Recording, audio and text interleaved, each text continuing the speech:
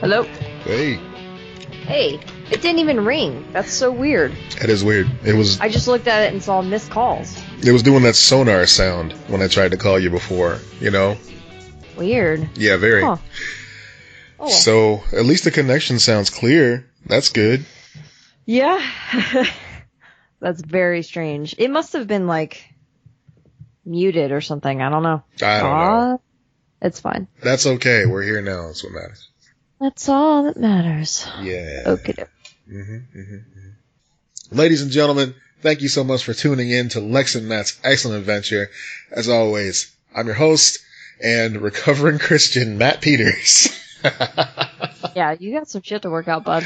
Yeah, and this podcast does help. I need to thank you before we go any farther. Ladies and gentlemen, let me tell you what an awesome friend Lex is. Lex sent me this box of stuff. Oh, I was like, oh shit, what did I do? Because I've already forgot. Yeah. I do something like that. I'll send something out and I'll be like, no, unless I need to remember, it's out of my brain. Yeah, same here. But what's great is Lex sent me this care package, and a lot of it is super thoughtful.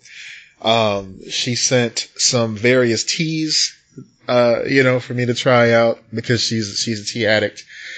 She sent me Order is more like it. Yeah, that too. She sent me a Black Panther action figure, from the Marvel Legends, Hasbro line. And I wanted to ask you about this. You sent me a picture of, a hand-drawn picture of Ben Grimm that says, yeah. Hiya, buddy. Yeah. And I wanted to ask, who was the artist on this? Who did this? Oh, that was me. Oh, no fucking way. Yeah, no, it's just a little sketch. Oh, that's cool. Well, I'm going to post a picture of this, for the socials and everything so people can see. You have a good eye for art, and I sincerely appreciate this care package here. Dee got her, her coffee koozie, her coffee cuff, as I call it. And I know that some of this stuff is stuff you want to get out of your house because you're cleaning, but everything it was just the Black Panther. I specifically was asking you about the Black Panther figure because I had the packaging and everything. I was like, do you have this? Do you want this? Everything else was already set aside. So it's real sweet. Thank you. I appreciate it. Yeah. So yeah, that's the type of person Lex is. We, it's 'tis the season, as you all know. As ambiguous as that can possibly be. After speaking about religion and stuff like that at length at the beginning of the episode, I just want to wish you all a happy, merry, whatever it is you celebrate at this time of year. I hope you enjoy it. And I'm thankful for every single one of you, all our listeners. We've had a great response to the show over this past year. I would say we're coming up on a full year. It's coming up on a full year, and I know we're going to be even more introspective once we get to the episodes closer to the new year. But yeah, right now I'm just super thankful because the Patreon, you guys have been super generous to us, and we sincerely appreciate that. We had a couple people even commenting about the Patreon exclusive playlist that you put in there today, the Christmas playlist. So. Oh yeah. We'll do things like that every once in a while. We'll post exclusive. Matt's done it before. You did a fall playlist. Yeah, I did the It's Fall, y'all, and you took the winter playlist this time around. Yeah, because I was gonna do that, and then I got super busy, so I was like, okay, Matt can have that. I'll make a separate playlist at some point in the future. So I made a Christmas-y playlist that's not. There are 10 Christmas songs, so it's not like they're not songs you've heard, but they're hopefully not ones you hear every single year when you go to the store kind of thing. Right. We're not going to make you lose Whamageddon. Don't worry about it. Nah. But yeah, our patrons roll out. Our patrons, we release special stuff for you guys, the playlist and many episodes we have. In fact, we're recording one, later on. We'll tell you more about that as the show proceeds. Yep. And also, we let you folks know before anybody else about the t-shirt shop that we just opened up through Threadless. And we've already got some orders coming through there. So thank you guys once again for that. That's merch.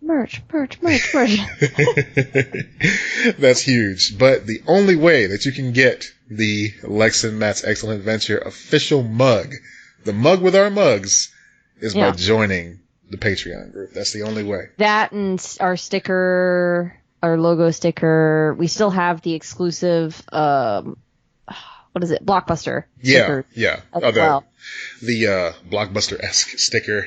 Yeah, if you go to patreon.com/LexandMatt, you will see all of the options for that. That's the only way you gain access to the secret Facebook group, all that stuff. So There's cool things at every tier, you know. Absolutely. And, you know, we appreciate all the support, everything you guys do. I am just humbled by the fact that so many folks are just so, enthusiastic about our little show here. I'm not. It makes me grow more arrogant every day. You have become a little bit of a prima donna lately. I've been meaning to tell you.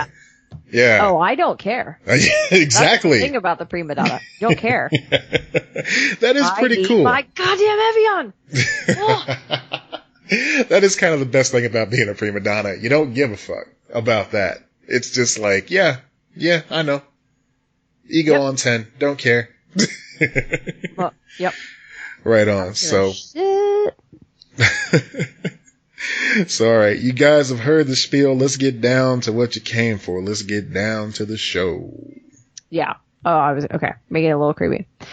I can't help it if my natural speaking voice creeps you out. All right. That's just me. This is how I do. Yeah. This podcast was a poor idea. Mm-hmm. Yeah. Okay. So you were freaking out about this ET ad. Oh, we're going to start there? We're going to start there with this motherfucker. Look, okay, guys, all right. Here's what's going to happen right now. Uncle Matt's going to swear a lot. And I apologize in advance if that sort of thing offends you or hurts your delicate sensibilities. How are you listening to this podcast? Never mind.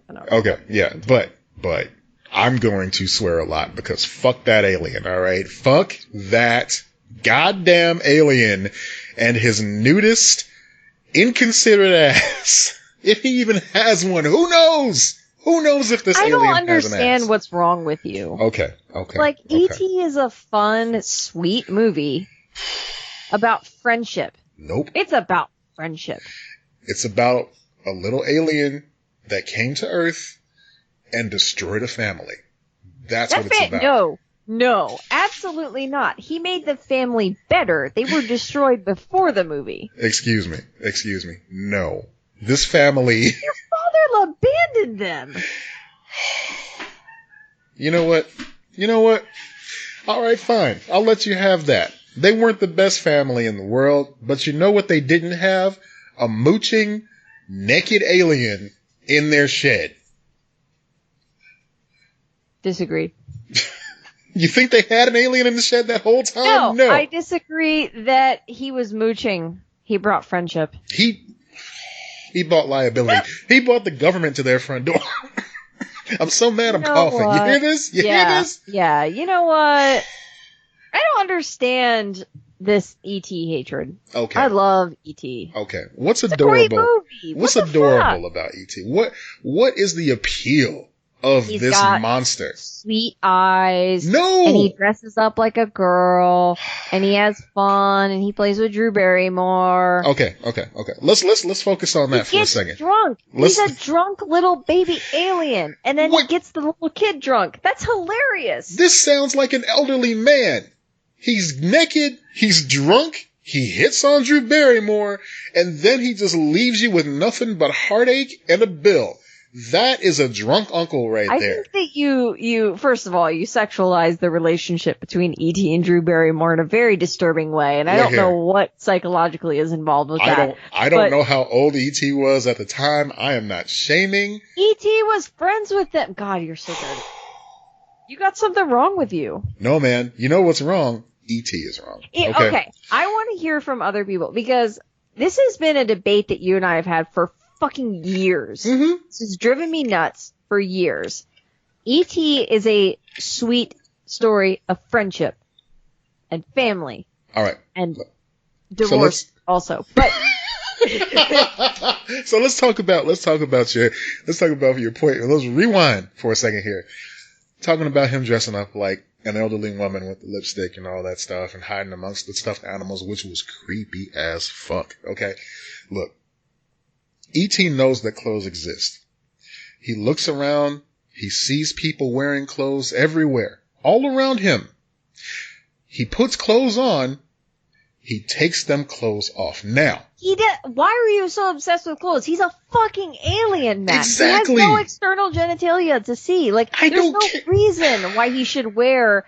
What do you want? I don't understand what you want from him. Look, if you go to an alien planet, if you go to another culture, you try to honor their culture by participating in their social norms.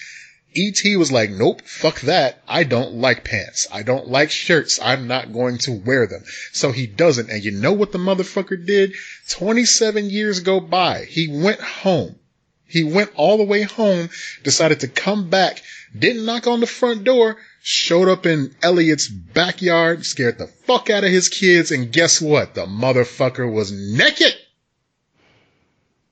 This is so weird. Like, so when you watch like a movie with a dog or something like that, you're like, that dog is naked. If the dog could talk and understand human concepts like clothes, yeah, it'd be a little weird if the dog was still naked. What? God damn, this is, I mean, the insights into your psyche with this are baffling. I'm telling you, it's like, okay, there's no other ETs around on Earth, right? So, with dogs... Why are you holding this alien to the standard of, like, weird cultural human, you must be dressed in X, Y, and Z thing? It's very weird.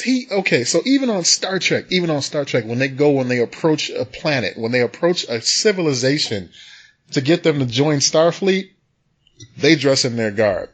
E.T., understandably, he was lost, apparently... I was going to say, he wasn't, like, trying to recruit them. He was messed up. Like, he was. Why was he even there? Why was E.T. even here? It was an accident. Why? Clearly. What was he doing near our solar system? Oh my God. They never explained that. And then when they came to pick his ass up, you know what his punk ass friends did? They left. They just took him and they left. No explanation. No, hey man, sorry about the damage here. We're going to go ahead and peel you off some of this, like, gold or something that's important on our planet. Here, this should cover the damages. Fucking trying to pay a troll? What are you talking about? They don't need to, like, pay a fucking pass. They can put together a space... I'm saying, look, if they can put together a spacefaring vehicle, then they have the common sense to understand that this naked motherfucker caused all this havoc to the point where their government is chasing after them. Elliot had to take 27 years of therapy to get over the fact that he, above all other human beings on this planet, befriended the first alien to come to Earth. That's fucked up. And you know what? Oh my God. People probably ridiculed him and called him a liar, and the government probably tried to cover it up. So 27 years later, this asshole shows back up out of nowhere, still naked, scaring his children, sits on his couch, eats his popcorn, and then leaves again. Wow. You know? Yeah. Whatever. Fuck off. E.T.'s a great movie. This is your argument is whatever, fuck off. No. Because I don't know how to argue with your weird standards. Like, your weird standards for this alien in a kid's movie. My standard is pants. That shouldn't be that hard. Even in Mac and Me, which is none of the fucking DuckTales wear pants, motherfucker. That's a different world completely. Oh my God. Every fucking time you try to make this a podcast about ducks, and now you're like, well, no, the ducks don't need to wear pants. Don't bring the ducks into this. If E.T. If E.T. has to wear pants, then those fucking ducks have to wear pants too. First of all, some of the ducks do. Secondly, they're not hanging around humans. Some is not enough. They can't be walking around naked. They can't. They gotta wear goddamn pants. No, man. No. Okay? Because that's their cultural standards. Some of them get to wear pants. Some of them don't want to wear pants. It's up to them. Well, by that argument, then that's the same standard humans have.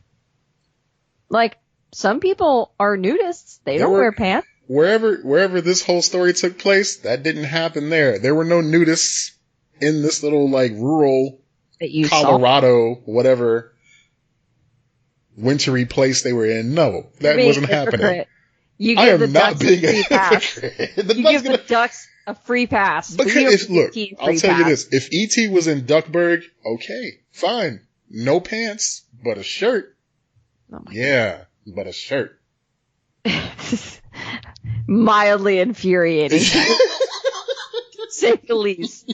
It is kind of funny. Like, they don't wear pants. But they don't wear pants. When they don't. Half of your argument against E.T. is that he's naked. And I'm like, are you fucking kidding me? Half of the argument is pants, the other half is a shirt. I was just about to say, it's funny how when the ducks, like, get their shirts removed, they're, like, all of a sudden cognizant of, oh, I'm naked. I don't understand what's going on right now. Yeah, I mean, this is, like, so confusing. Okay. Okay. All I'm saying is, E.T. is a monster. Why is my blood pressure through the roof? I don't know. It's I don't know why. It's made me furious, like, weirdly. You know this about me, Lex. There's no surprise here. You know how I feel about E.T. I do, but, like, your arguments in the past of, like, it's a horror movie, it scared me. I'm like, okay, I can see that. But this one's like, he doesn't wear pants. No. What? I'm sorry. Fucking look, what? The commercial opened my eyes to some inconsistencies about this alien that I didn't see before now. I love everything and everybody, but you know what? That is a mooching asshole, okay? Alright, well, that's a lie, but whatever. I'm saying, if he represents his people or whatever, he's a bad representation of his people. No manners. Isn't he supposed to be... Never mind, I can't do that. God damn it. I think he's supposed to be a little kid, like a kid version, too. That's why he connected, right? I guess. I didn't really look into it deep enough to know all that. No, you were just evaluating the cultural significance of him wearing pants. But you didn't think the rest of it through. That was my beginning. How he's a drunk uncle. We got stuck on pants, but you're talking about him walking around in women's clothing, which I'm not judging, but getting drunk and then, like, getting, like, super, like, I don't know, weird around army people. Yeah, no, I'm out. Oh, okay. He's on the planet because I'm refreshing myself because I haven't seen it in a few years. It's a small group of alien botanists. They're visiting Earth to gather a plant, and they're doing it at night. Government appears, and they have to basically run away quickly. Mm-hmm. E.T.'s left behind. I see. And so they have to go back for him. So, okay. All right. So he's basically like Ego the Living Planet when he left that plant here in Guardians of the Galaxy 2. And so they're trying to take over the Earth by, like, planting. No, they're gathering plants and taking them. So, whatever. Okay.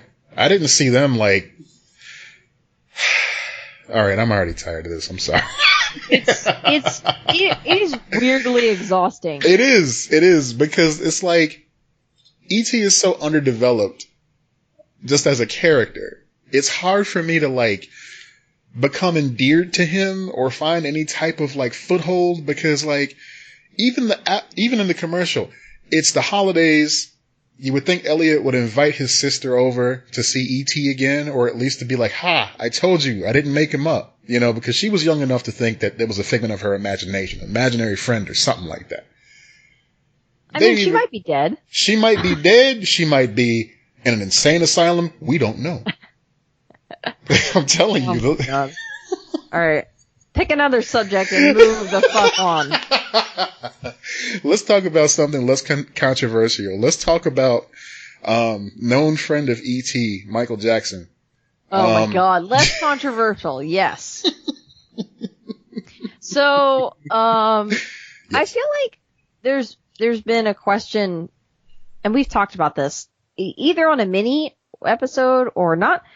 But, like, there's been questions in the era of, is Johnny Depp a piece of shit? Yep.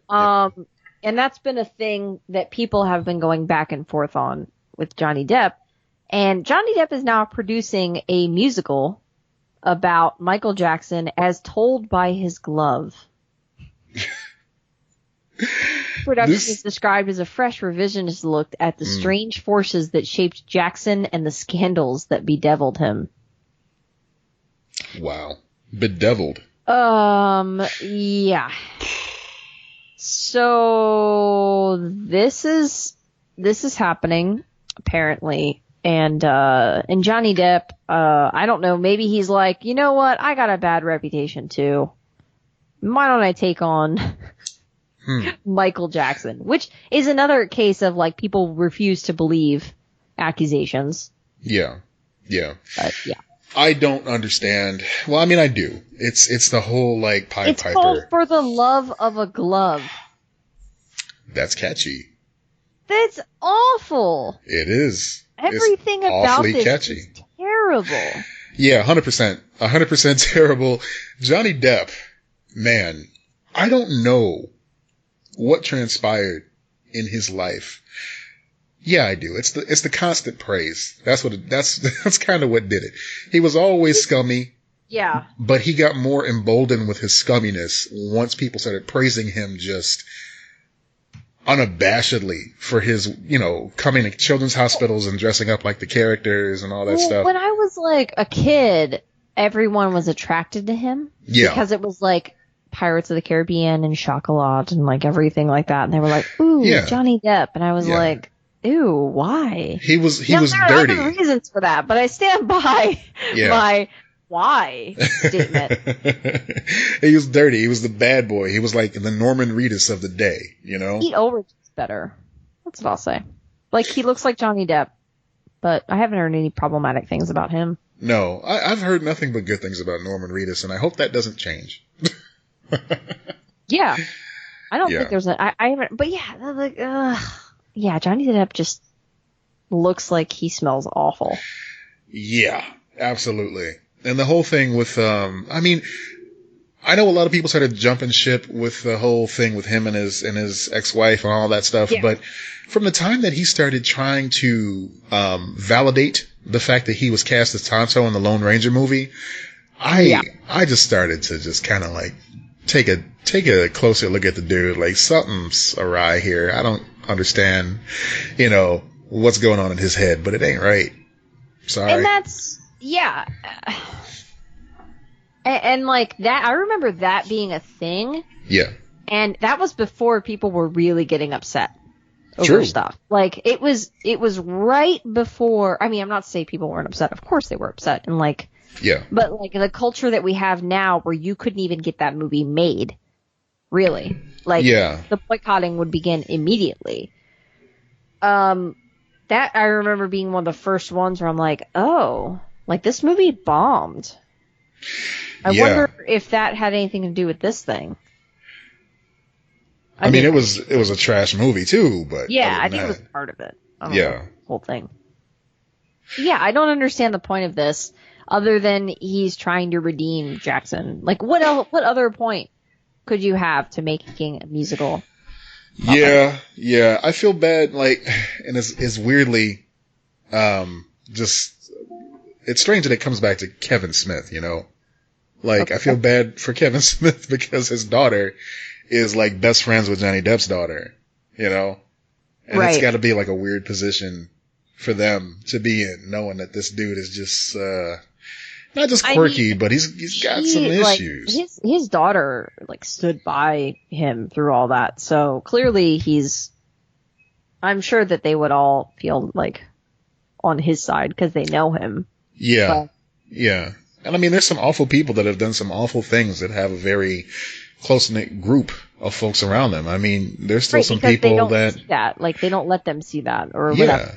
Like, not only that, but can find ways to cover shit up. And I mean, this kind of like delves into the whole cancel culture conversation too, at least the way that I think about it. So I understand that, people have families, people have friends. They're going to forgive them. They're going to try to help them grow. They're going to try to help them move on. It's not my job. And I'm not saying that in a flippant manner. I'm just saying, like, I personally have no connection with a Johnny Depp or a Louis C.K. or anybody of that ilk in order to help them change as a person. So I'm not about to ride or die for them. I'm going to let their ride or die for them because I've got no connection to them. I just don't want to watch people who harass people do comedy and just act like everything's okay. Yeah. It's a baffling choice. It is.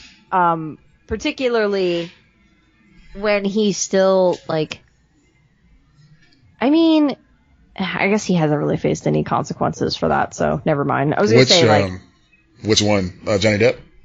Yeah, Johnny Depp. That's what I meant. Not what's his face? Yeah. Louis. Yeah. So anyway, that's a really stupid thing that's happening. That's a really stupid thing. But I just, okay, the abusers part aside, which I know we can't really separate, the concept is really stupid too. Yeah. The concept, even if like every party involved was cool. Right. Let's take Johnny Depp. Take Johnny Depp completely out of the situation. Let's talk about playwright Julian Nitzberg, who wrote this musical. Yeah. For the love of a glove, an unauthorized musical fable about the life of Michael Jackson. So it's like a shit sandwich. Also, unauthorized is shocking considering that family is doing nothing but trying to redeem his image now. That's very true. That's very true. But you know what? The fact that it's unauthorized gives me hope that at least it's going to be cognizant of the reputation. Yeah. This could be something that actually does address, the way that the world sees Michael Jackson now versus, just, oh, hey, here's some great songs from his catalog. Like, I mean, yeah, but like, there was already a documentary that gave more than enough insight to, hey, maybe don't make a fucking whimsical tale about this guy. Right. And the glove, the picture, the little teaser poster of it. Yeah. The glove has a little smiley face in the palm, and it's just like, hey, no, it's not okay, little glove. It's not going to be all right.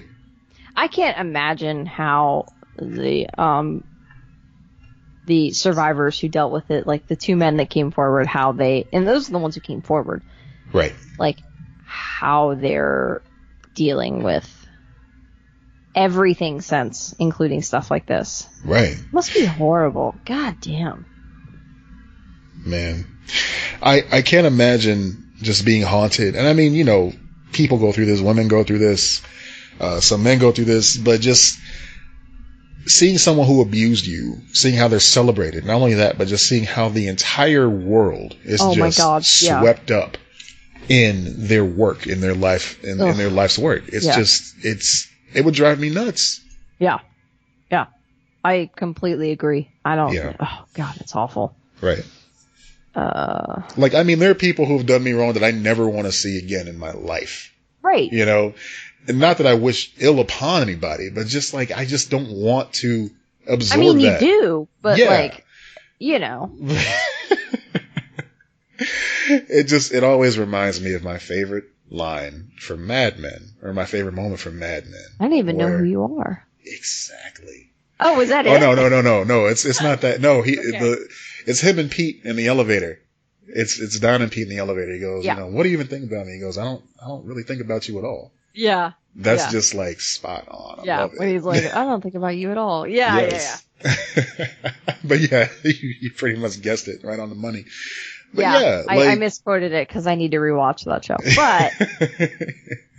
But excuse to rewatch it. Yeah. I love that. That's the match that lit the fuse. Like, all right, time to rewatch. Oh no, it's been that way for a while. I've been like stopping myself from revisiting that show. But yeah. So I mean, just being around somebody that you dislike, but then that person turning up and being like a celebrity. Ugh. A beloved celebrity, or at least someone whose musical catalog is still celebrated to this day. It's like, when you're at the Disney parks and they play Zippity Doo Dah, it's like, motherfucker, you'll never show this movie again. You can't let it out of the vault, but you'll just spam the shit out of that song, though. Yep. Man, we're all over the map tonight. I know. Did you see Knives Out? I did see Knives Out. Okay, yes. I haven't seen it. Okay, so I'm not going to spoil it for anybody. I didn't think you would, but no, but yeah, I loved every performance in this film. Everybody chewed the scenery. The only major issue I had with Knives Out. Now, this is one of those whodunit type movies. Mm-hmm. Just one major issue. One major issue was Daniel Craig's accent. He tried to do a very Kentucky-esque type of accent, just a very American drawl, and it's so weird seeing that come out of his face. But was it a good accent? No. It sounded like... Oh my god, that's almost worth the ticket price alone. I love when, like, acclaimed actors do shitty accents. Oh, so excited. If I had to compare it to something, it's kind of got that same self-aware goofiness as Clue does, you know? Right. And that totally works for this film. Okay. And I agree with you. I was telling Dee this on the way home from the theater too. Like, it really seemed like Daniel Craig's bad accent was just so you wouldn't take him seriously. Because, it might have been a choice. Right. Like, that British accent. Yeah. The British accent is like, okay, you know, this is James Bond. You're going to listen to everything he has to say. But because he bought himself in with that Kentuckian accent, it kind of put him on the same level as like Lakeith Stanfield and everybody else that's in the movie. Yeah, when they had that first trailer and they had Chris Evans being like, eat shit, definitely eat shit. I was like, I'm sold on this movie. Yeah. Like, I definitely want to see it because the cast is incredible, but like that, I was like, that scene. Yeah. Oh my God. So I was so hyped for this movie when I saw the trailer for the first time at, Alamo Drafthouse when we went to LA. Yeah. And it was this trailer back to back with Ready or Not, which is another type of movie. Oh, yeah. That's like similar. Yeah, it's kind of got that same vibe to it. And I'm like, man, these movies coming out so close together, they can't be good for either one of them. And I think, unfortunately, I'm right about it because I was like so psyched to see Ready or Not after this. As you know, I'm like, okay, now on the Ready or Not. When is that coming out? It was came already out. Yeah. And it is on video now. Like this Friday, it's coming out on DVD. So. Right. Yeah, I think it's already on digital too. So yeah, I mean, I don't think they ever expected that movie to be like a big thing though, because it was like a horror film. It looked like it was a little bit more of a in between movie, whereas Knives Out they have clear expectations based on the director and the cast involved. Yeah, but if you liked if you like Clue, you're looking to see some movie of that type of ilk, you know, definitely a good little whodunit. Knives Out is great. I really enjoyed it. Cool. Yeah. So that gets my seal of approval. Speaking of trailers, the Black Widow trailer came out today. Yes, it did. It's not a trailer, it's a teaser. It's just a teaser. I was like, okay, cool. Like, I felt like it looked cool. David Harbour looks badass. I hope this is the one that does it for David Harbour. You know? I felt bad for him after Hellboy because it seemed like he was really excited to play Hellboy, and that movie flopped. And he even seems. Want to know a mistake that I think they made with that movie? What's that? So when he was doing the interviews and stuff, he was talking about how he wanted to get ripped and become Hellboy, and the people behind the scenes were like, "Nah, it's easier to just put you in a suit, and like then you don't have to get the makeup done. It'll take less time. It's easier." Yeah. And I think that them losing the publicity of him becoming jacked was really bad for that movie. Yeah, that makes sense. I think it would have been like, oh my God, he'd be on like the cover of Men's Health, and like it would have been a lot of advertising for that movie. And everyone, because every time these movies come out, they want to ask about that. They want to know about that. They want to know like how many chickens did you eat or whatever the fuck their routine is. Right. I mean, that's like half the fascination with The Rock. So I think that was a huge mistake on their part where they're like, no, it's easier. It's easier on you and this. And he wanted to do it. Yeah. But they were telling him this was the easier way. So I think that just deflates the enthusiasm from all corners here. That's a very good point. I didn't really consider that, but I really think that the other thing that movie had against it was the fact that the original cast from the other Hellboy films is just so beloved, you know? Right. It was too soon for a reboot too. Absolutely. Like, we can't argue, this reboot would have been perfect if only. No. Yeah. There are some things that we're ready for reboots of, and there are some that we're not. We're not ready for that. I was disappointed with the fan base being so adamantly against it, though. I mean, we live in a world where Batmen, come back to back like fucking, a roll of paper towels. You're done with one, you just pop on the next one. Yeah. And, did you see someone talking about, speaking of this, I'm sorry, real quick, but they were talking about Charlie's Angels, and they were like, it's too soon for a rebate, or a reboot. And someone was like, you've had 20 Spider-Men. That's true. Shut the fuck up. Like, we can have one reboot of Charlie's Angels. Anyway, go ahead.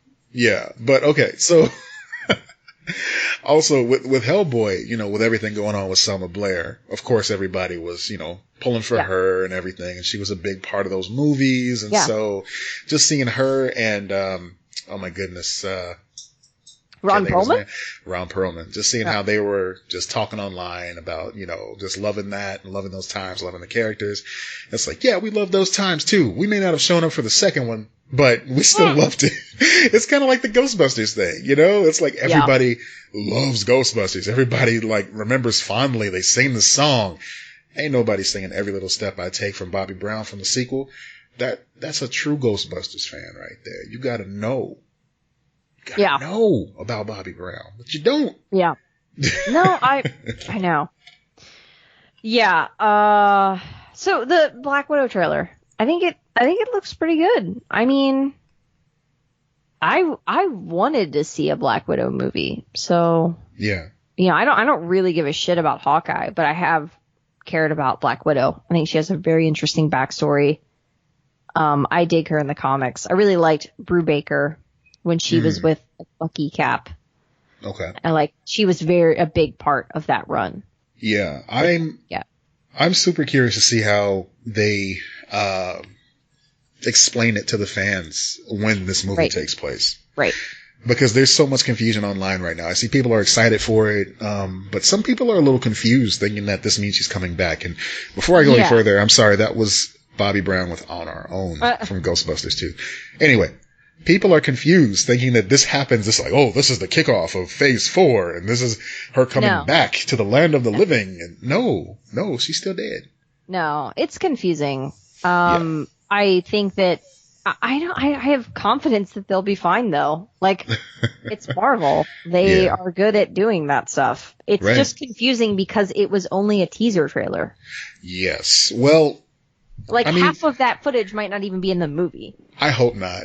I love when that happens because you're still able to be surprised by what happens in the actual movie. Yeah, they're doing it more and more. They film stuff now specifically for that. Yeah. My dream is just to have little mini movies, just slices of just a nonstop balls out 10 minutes of a film. Just 10 minutes filmed. Non-stop action, throw a little bit of story bits in there, and just chop that up into bite-sized pieces to get your trailers. That's what I want. Right. That makes sense. Yeah. We'll see. I think they're getting pretty smart about it. They've definitely learned lessons over the years of showing too much in trailers and everything like that. But yeah, I mean, I don't know. I know that I know that Scarlett Johansson is criticized. And I know that there's validity to that criticism. And I agree with some of it. I disagree with other parts of it, but I don't want to throw out this movie. Yeah. I mean, we've discussed that on this very show in times past, just the criticism that she receives, and we've given some of it. We've, like you said, criticized the criticism in a way as well. Right. Because there are guys out there who are just looking for excuses to just pounce on this and be like, it's not going to be this. It's not going to be Wonder Woman. It's not going to be any good. And I think that that's just how it's going to be for this. There are going to be people that just are not even, they're just done with her and therefore this movie. Yeah. I mean, on my level of excitement, I'm basically at the point where it's I'm going to see a Marvel movie because it's a Marvel movie. I appreciate the work that Scarlett Johansson has done over this past decade and change now as this character. I mean, that's a really long time to play that character without even having your own film. Exactly. Crazy. And when you consider all the cameo work she's done in the other films too, I mean, that is super impressive. Yeah. And, you know, she deserves she deserves respect for that. So. I wonder if she's been in more than Robert Downey Jr. at this point. Oh, I don't think so. But we can do the math on that I'm and curious. come back about it. I'm gonna look it up. You can keep going. Okay. But what I was getting at is the fact that, like, this movie in particular, I'm not as guarded when it comes to spoilers. I'm gonna see it. I know I'm gonna enjoy what's on the screen. I know it's gonna, like, you know, plant seeds for things that are coming up. But I'm actually gonna take a different approach this time around. I am going to absorb as much of the build up to this as possible because I'm curious how the sausage is made for once. I don't want to block anything out. I want to know what makes it into the film. I want to see interviews. I want to see, like, you know, behind the scenes little snippets.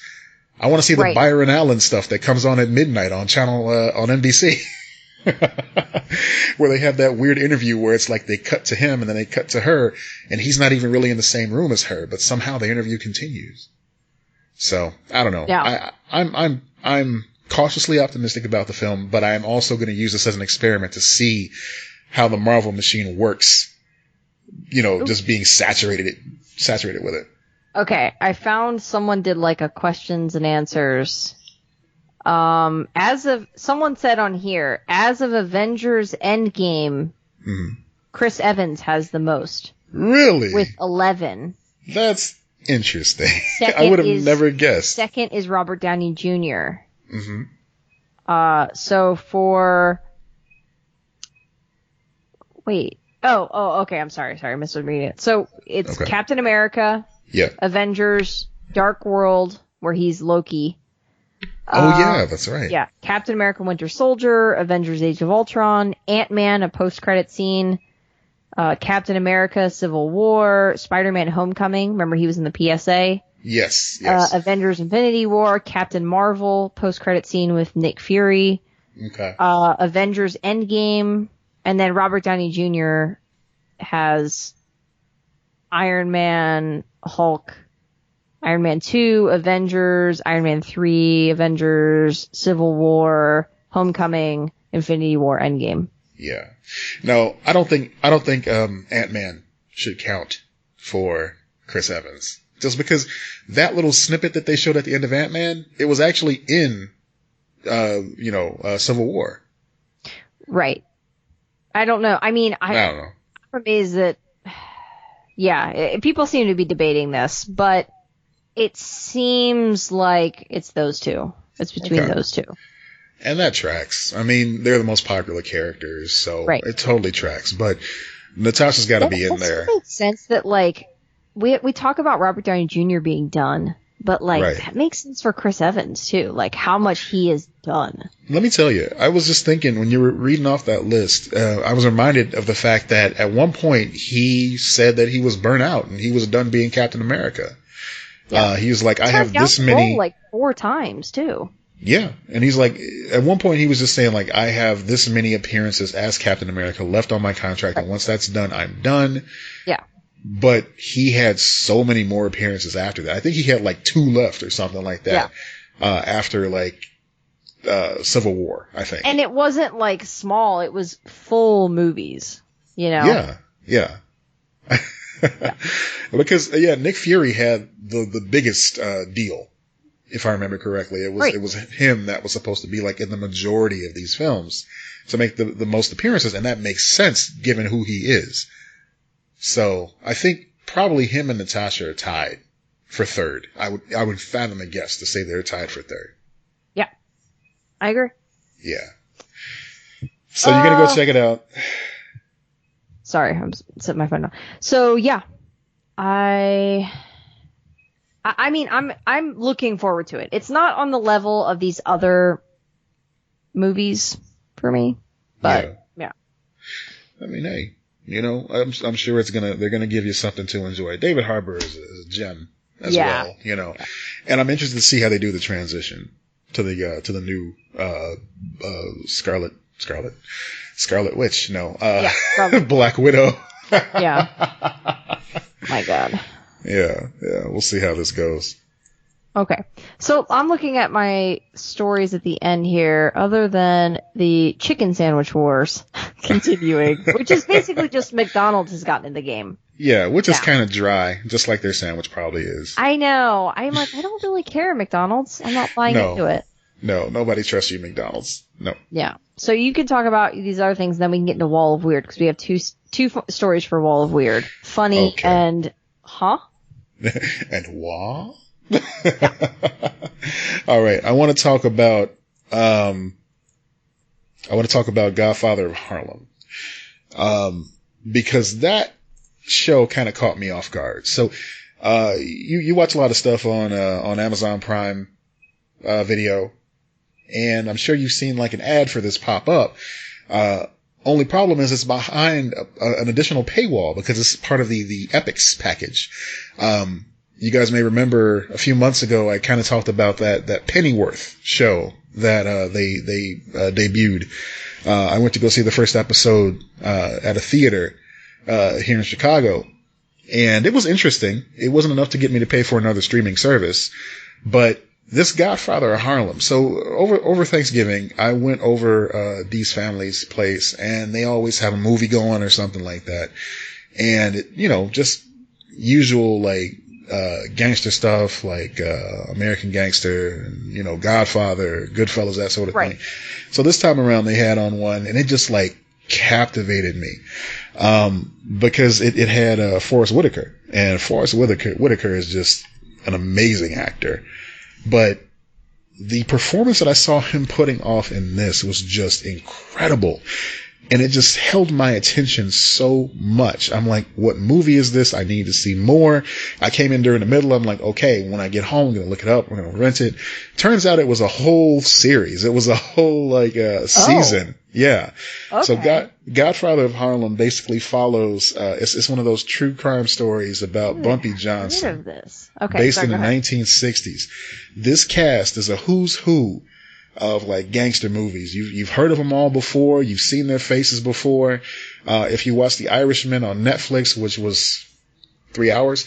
I haven't seen it yet because I know it's long and I can't concentrate at the moment. So yeah, I mean, it's not your Pacinos and your De Niros, but it's guys like, Vincent D'Onofrio's in it. Oh, yeah. Yeah. Giancarlo Esposito is in it. It's got just such a great soundtrack. It pulls from, songs of that era from the 60s and modern hip hop as well when it's appropriate. And they do make it work quite nicely. The flow is great. It is a show for adults, so don't watch it around, your kids or your parents, depending, on who's around. But basically, the Amazon Prime deal that I saw through their app on my PS4 is like $2.99 for a couple of months and then $5.99 after that. I'm like $3. I'll watch 10 episodes of Godfather of Harlem and then take a break, until the next season comes on. And it was well worth it. I'm like 2 episodes out from the end and I loved every second of this. Huh. There's an actor on here, Nigel Thatch, that plays Malcolm X. This is the best casting of Malcolm X I've seen on screen, and that's including Denzel Washington. Yes, yes. I don't want to oversell this for anybody, but when I tell you, I've never even heard of it, so. Yeah, but when I tell you that, like, I've been captivated by this since Thanksgiving, like, I've missed wrestling to watch this. That's how seriously I'm invested in this show. Yeah, that's great. Coming from me, yeah. I mean, if we went to see AEW live, but that's another story for another time. Right. Yeah. This is the business. I really, really like this show. So check it out if you get a chance. I don't think it's on, anything but Epics right now. So if you're willing to make that investment, please do. If not, keep it on your radar when it's on DVD or Blu-ray. I was going to say it'll come out in some way. I mean, you might be able to rent it or something elsewhere. I don't know. Yeah, I don't know, like, if his name is recognizable, but, Giancarlo Esposito, that sounds vaguely familiar. Yeah, he played Gus Fring on Breaking Bad, Better Call Saul. Yes. Yeah. and he plays a black minister in this show, and he is just, you want to hit him. You really want to just punch him right in the face, and that's exactly what this customer should be doing. Yeah. This character should be doing. Hold on a second. I can hear Dee watching and reacting to my stories. Is that what it was? That was her watching and reacting to my story on Instagram. Oh, okay. That's what that was. Because, and the only reason I know that is because I'm getting the notification of her. That's funny. That totally threw me off my vibe. Yeah. Totally threw me off. Yeah. All right. So I guess it was time for me to move on anyway. All weird. All right. Oh, well, okay. All right. Well, one more thing, because this is something that was sent to us. It was a light gun game, actually. And,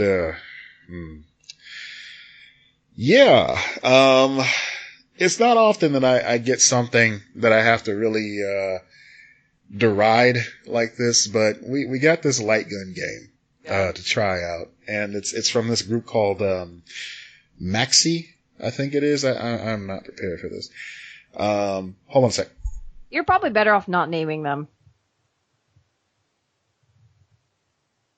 This is a break, everyone. Why don't you go ahead and take a deep breath? In and out. There we go. Yeah, so Mars, the name of the company is Mars, and it's basically like this light con is what they call it. So it's this universal light gun. It works for Xbox One. It works for PS4. They gave me the PS4, sure. games Already with skeptical, it. But okay. Yeah. So it's like this whole kit that you have to hook up. So of course, VR is very popular right now, and like the drumsticks that you get with the PS4 or like little like handlebars that you get with like the Oculus, those are like in vogue. Everybody knows those. They're super easy to use, super easy to set up. This thing is not easy to set up. It comes with a camera that you would think faces you. Oh no, it faces the television, and you have to calibrate it to line up exactly. There's no rhyme or reason to this, and there's a delay. There's also a long cord coming from your box, from your machine. I'm going to rephrase that. There's a long cord coming from your game system. And it's easy to, it's just a tangle of wires for something that's supposed to be wireless. Anyway, the games are trash. Don't waste your time. One light gun, the camera, and one game costs $99. Oh my god. Oh, this is a train wreck. These games. Should we tag them in this episode? No, I mean, I'm kidding. No. You know what? They need to learn that they got to do better than this for that type of price. I was so turned off by this. It came with 3 games. You didn't pay. You didn't pay for anything, right? No, it came with 3 games. Voyage of the Dead. You would, but yeah, okay. Right. 3 games. Cubit's Quest, Voyage of the Dead, which is a zombie shooter, and then Big Buck Arcade. The most offensive of these 3 was the Big Buck Arcade. Now, I've played deer hunting games on our actual arcade machines. It's got fast response. Everything is a nice little presentation to pull in that crowd. This game has so much lag and just needless trash. So every time that you start a round, I think this is funnier to me because you're like the nicest person in the world. So when you do I'm just sitting here going, how bad does this have to be? It's either amazing like E.T. Yeah. And you're just fucking wrong. Or the more likely scenario is it's just terrible. I'll tell you how terrible it is. So we're still in pre-release for these games. I guess they're coming out at some point this month if you're interested for some odd reason after this. So they're coming out this month. There's one group on PS4 right now for Big Buck Adventure Arcade or Big Buck Hunter Arcade.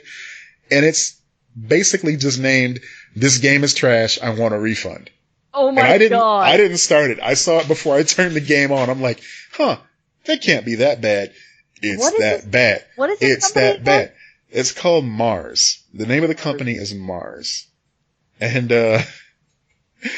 Yeah, it's this. The gimmick is called the Mars Lightcon Universal Light Gun. I'm just looking up the like remote because I want to see what it looks like. And you know the worst thing about it, I can't even like give it away to like a flea market or like, you know, Goodwill, even though I wouldn't curse somebody with this.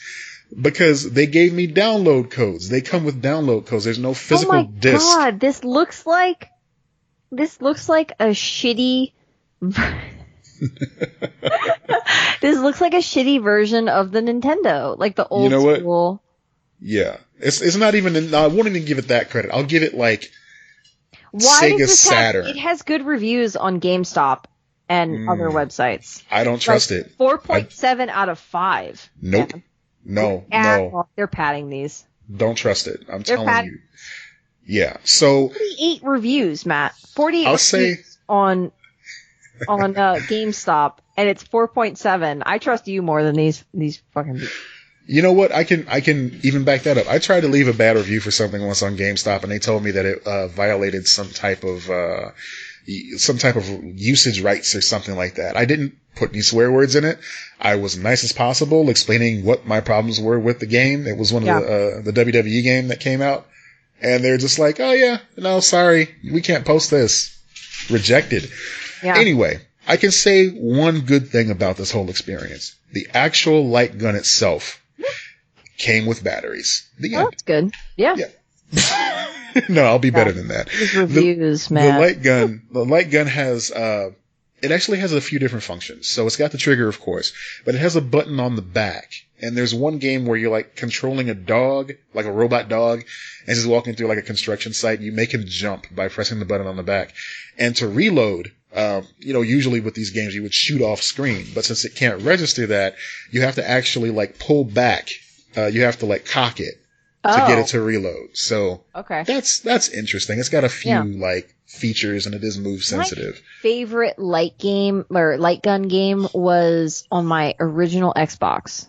Oh. And it was House of the Dead or whatever. Yes. Yeah. It was like that. It was a port or whatever of that. And then I got like a Mad Catz like green controller. Like if you look up the old X, I'm sure like it was just so I got those two and it was so much fun. I was awful at it, but I had so much fun. Yeah, same. I love light gun games. It was definitely like old arcade for sure. Yeah, I love those games. I do love them more at the arcade themselves though, just because you have the experience as it was intended to be right there in front of you, you know? Yeah.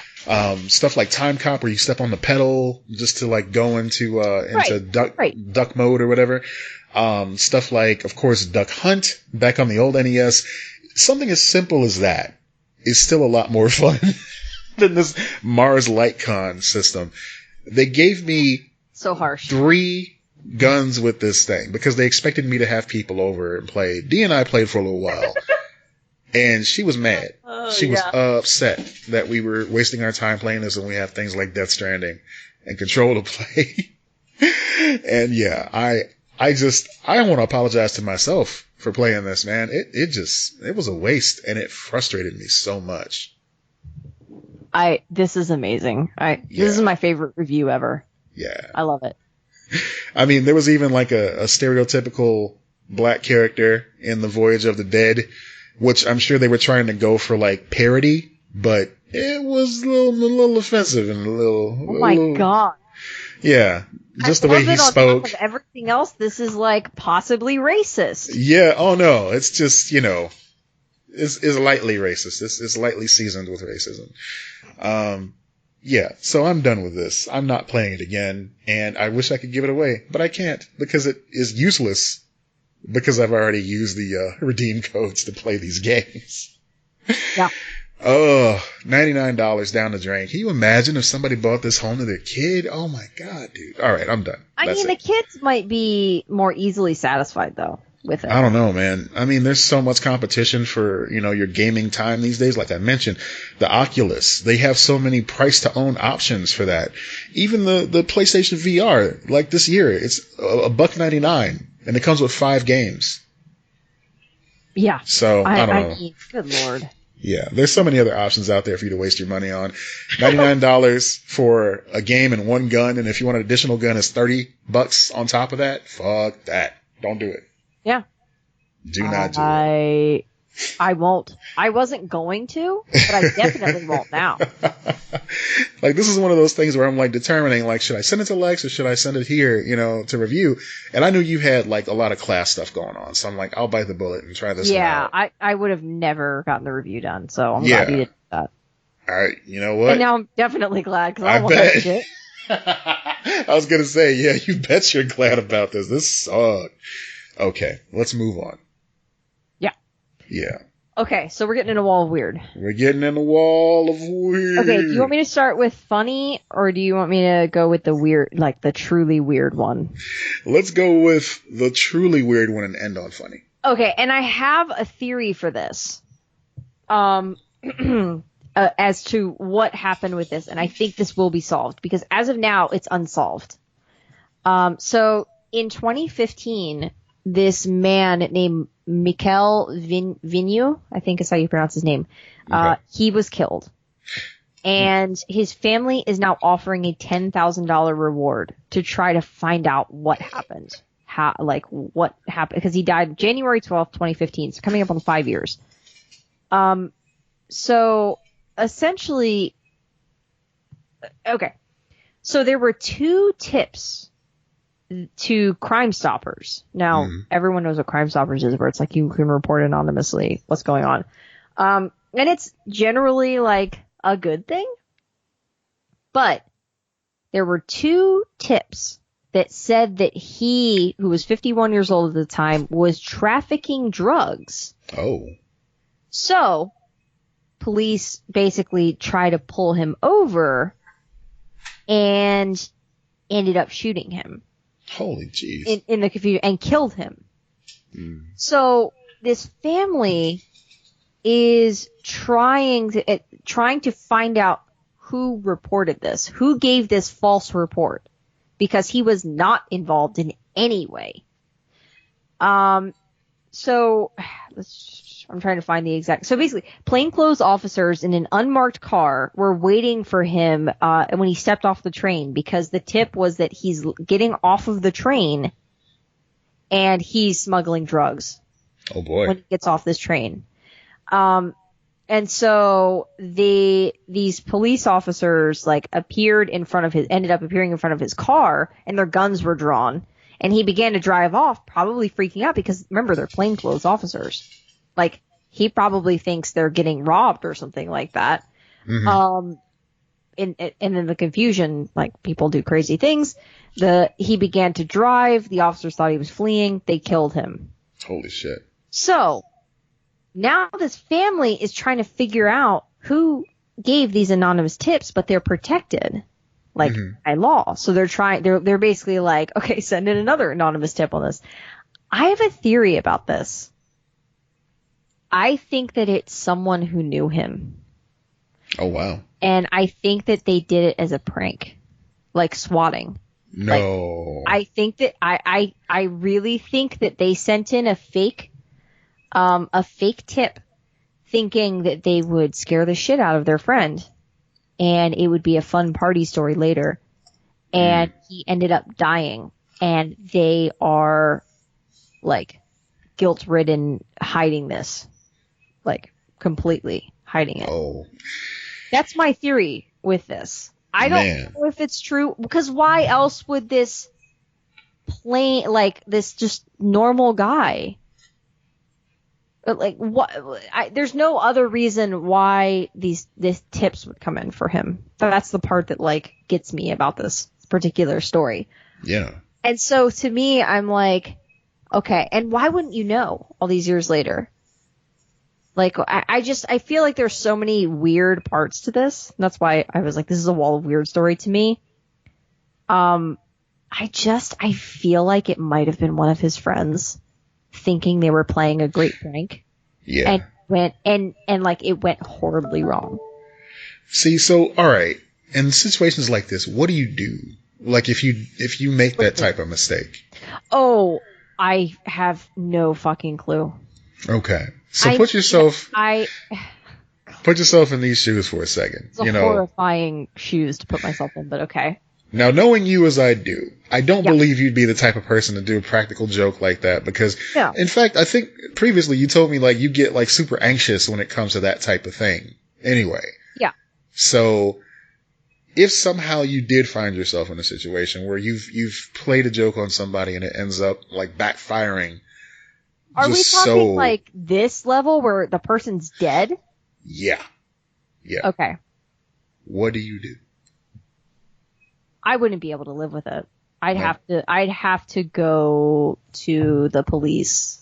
I'd have to. If I tried to hide it, I would not survive. Let's put it that way. I would not be able to live with myself. Yeah. Same here. I could not do that. Yeah, like, I mean, I'm sure that the people that, like, swatted, like, when that was a really big thing, like, as a joke, and, like, it ended up with injury or death or whatever, like, I'm sure that they live with horrible fucking regret and stuff. Yeah, but not regret enough to come forward. I know. That sucks. I don't know. Like, I also kind of try to think, okay, what is this person's life like? Do they have kids? Do they have, like, was it like one of their best friends or something like that? Oh, I mean, there's so many layers to it. It could be a family member. It could, like, to me, yeah, you have to come forward and tell the truth. But to some other people, they might be like, okay, well, that will ruin my life. And his life was already ruined because I did this stupid thing. I don't know. Like, I don't even know how you would go about prosecuting that too. Like, was it manslaughter? What is that? It's accidental homicide, I would imagine. Yeah. It's insane. Like, and look, this might turn out to be like something completely different, but this is my theory, because it's been coming up on 5 years. His family is like desperate to find out what's going on. Yeah. And they're protecting, like, whoever gave these tips, these 2 tips, is protected. And I don't know. I'm just like, why would a random person be named? It just doesn't make sense to me. It doesn't. It really doesn't. It doesn't add up unless it's like someone knew them, or maybe it was someone who knew them who like wanted to give them a bad day. Like, it could be either of those scenarios, but I feel like it was someone who knew them. And I also think the family is starting to suspect that too, because, like, really? Like, they're coming out with this big reward. I mean, $10,000. That's a lot of money. Yeah. That's a lot of money to put up yourselves, to be like, we have to find who fucking did this because they ruined our lives. Right. It's just a really fascinating story to me. It really is. And there's like more details to it. And when we post the episode in the Facebook group, which you can get through Patreon, I will post the link to it. Yeah. But yeah, I mean, there's also the whole thing about like, okay, police brutality, like, needs to like stop. Like, should not have been like shooting this guy, but that aside. Yeah, so that, it's like heavier, but it's also just odd, and I want to know the answer. Like, I want them to have the resolution, but I also want to know myself, Yeah. Yeah. That kind of reminds me, just speaking of just odd police behavior, I'm wondering how much of the situation here in Chicago regarding Police Superintendent Eddie Johnson you've heard about. Have you heard anything about this at all? No. Okay. And that's fair. Because this is something that I do wonder about from time to time. Just like in Chicago today. I will say that I tune out a lot of like Chicago news because I know that like there's a group of people who have decided Chicago is like a cesspool and like report accordingly because that's what other people want to hear. Unfortunately, so I don't that can take even be all of those that noise seriously unless it's from like, I don't know, whatever.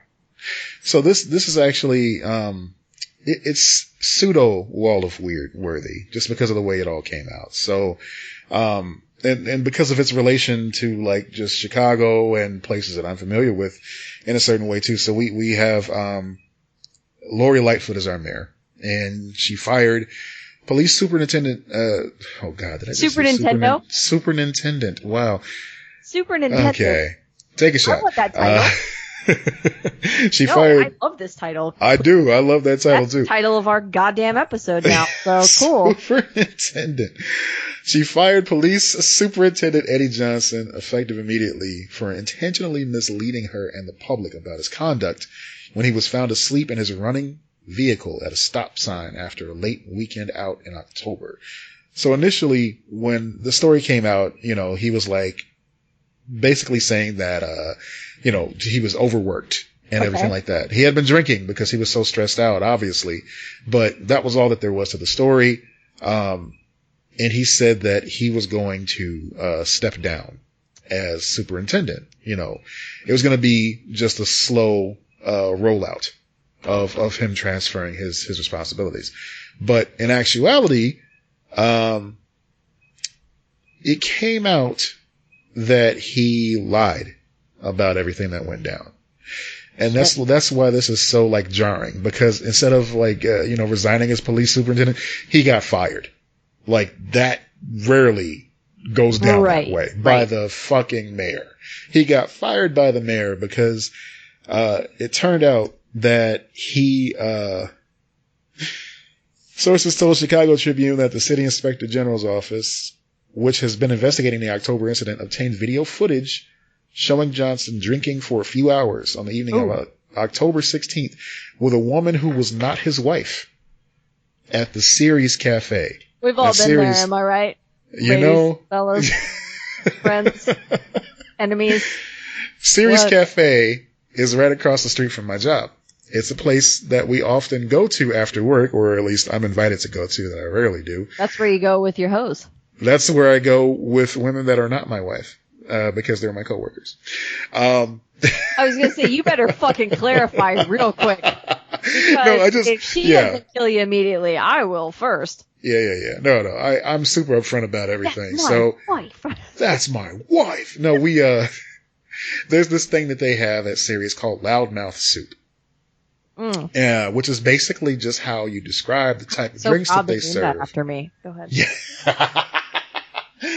So this is how they pour drinks at Ceres. Usually you get like a cranberry and vodka or something like that, and it's like, all right, here's your glass of cranberry and vodka. Here's a little ice and whatever fruit and straws they put in there. I don't drink much.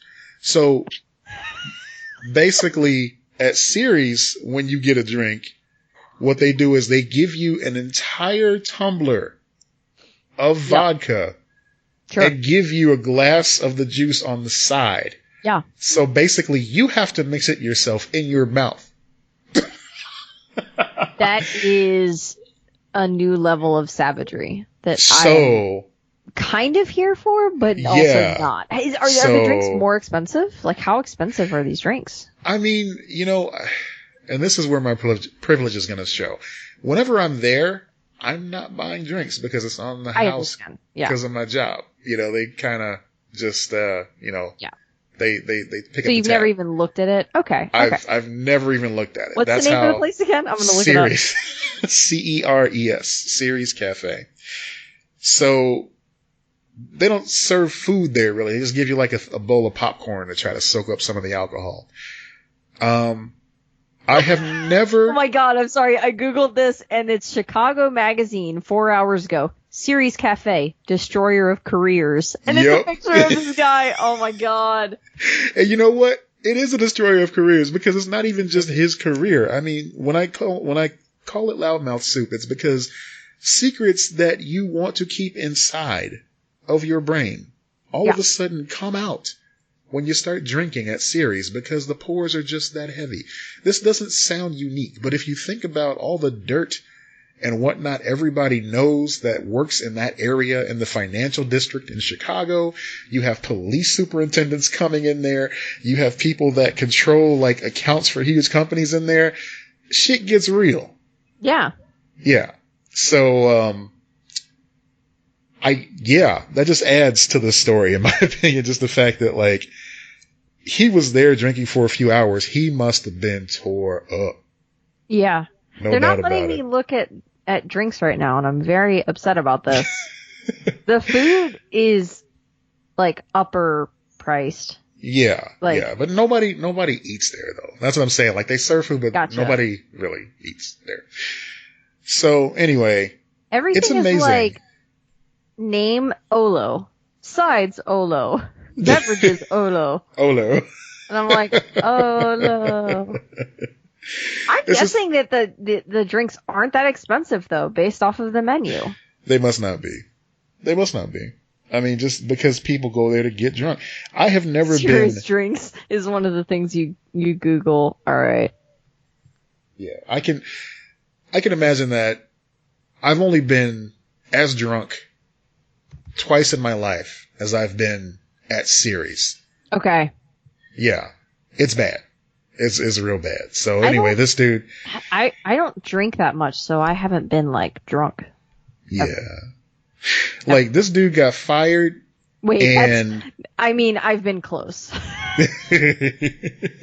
So this dude got fired, and then 20 other high-ranking officials stepped down after the news came out. Holy shit. So he's got some stuff on them, or they're concerned about their station or something. But yeah, there's a shakeup happening here in Chicago. And the thing is that, you know, Johnson wasn't bad at his job per se. Like, you know, the death count, the shootings have gone down year over year under his tenure. So, I mean, he's a cop. Fuck the cops, you know, in general. But, you know, he wasn't the absolute worst cop in the world. Right. So, yeah, it's there's kind of going a, to like, be conflicting thing. Yeah, and Mayor Lightfoot takes no shit. So Do she's you going to feel put like somebody. it's really important that a guy in that position is black? I mean, it's always curious. I mean, that might not even be an appropriate question, but I'm just no, curious. no, it's fine. It's just when it comes to police, that's as all the memes say these days, it just hits differently, you know. Yeah. Because if you're a black cop, then this is gonna get weird. It's just basically like it's not the same as like, oh, this person represents the black community. It's like this person is a police officer. Oh, he's also black. You know. Okay. Yeah. Like there's just so much shit involved in the whole hierarchy and the brass, you know, when it comes to being a cop. Right. There's so much shit you have to put up with. I can understand it making people a little dead inside, you know, to the point where you have to go and drink like that to pass out at a stoplight. Like that's the stuff they've seen, the stuff they've been through. I pity it, you know, I pity them for what they have to go through. And I understand it hardens your heart and it hardens your soul in a way. But, you know, the outcome is people like Laquan McDonald getting shot. Right. So that's just an interesting perspective on it that I was curious about. Yeah. I mean, that's a whole conversation. And I'm not doing it justice with this little snippet right now. But I mean, versus the alternative, yes, I prefer that the superintendent be black. I was curious about. It's like, okay, it's like things aren't perfect, but is that the optimal? Yeah, because there's that little situation. Like sliver of hope, like, oh, this person's going to understand a little bit more than somebody that hasn't been through the experience, you know? I mean, that it's not necessarily the right comparison, but like that's how I feel about like I would never want a male therapist. Yeah. Because even if like the woman has not been through everything I've been through, she understands what it's like to navigate the world as a woman. Yeah. So like I want a woman as my therapist kind of thing, you know? Yeah. Totally. Yeah. Okay. Moving on to the funny one. This will be quick. Okay. So this dog in Essex, he is a husky type animal. Left on his own in a house in Stanford-le-Hope, I guess is the name of it. So he turned on a microwave, and it was I I don't know why they left a packet of bread rolls in the microwave, but they were in the microwave, and the owner wasn't home, and it caused a small fire. Oh, man. Thankfully, everything's okay because they were alerted to the fire by the app on their mobile phone. Mm-hmm. Fire services got there. Everything's okay. But this goddamn dog. Okay, so this is why I brought this up, because people are always like, cats are evil, cats will kill you and stuff. And I'm like, this fucking dog set their house on fire. Everyone's like, good boy. He didn't know what he was doing. He's still a good boy. He just wanted some sausage. That's all. Defender of cats. I love dogs too, but I'm going to keep defending cats. He just wanted some sausage. He didn't know what he was getting into. He was like, oh, the humans push these buttons when they want food to come out. He tried to beep, boop, boop. Fucking house down. There was no malicious intent by the good pupper. That's all I'm saying. Sure. All right. That's the wall of weird. Not like that shifty motherfucker, E.T. God damn it!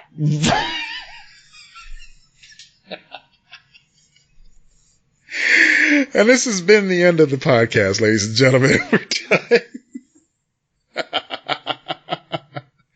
If Lex ever talks to me ever again, I'm sure she'd tell you to tune in for the next episode of Lex and Matt's Excellent Adventure. Follow us on all the social medias, on the Facebooks, the Twitters.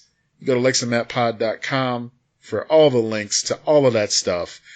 You know, contribute to us on Patreon. Yeah. Check out our Threadless shop, I guess, because it's there. Patreon, we're going to have a holiday movies episode. Yeah, that's coming up. Also, keep your eyes peeled on all those social media accounts, because we're going to be doing a holiday giveaway. We're going to tell you guys how to enter on social media. It's going to be fantastic. And I'm not going to give you that LikeCon, so don't worry about that. At Lex and Matt across the board. Yes. So thank you for joining us, folks. We're going to hop on over to the Patreon now to do our mini episode. We got a lot of good recommendations for holiday films and films you just like to watch at the holidays. Yep. So check us out. I'm Matt Peters. And I'm Lex Lutz. Be excellent to each other. Thanks. Bye. Oh, Epstein didn't kill himself. Sorry. Son of a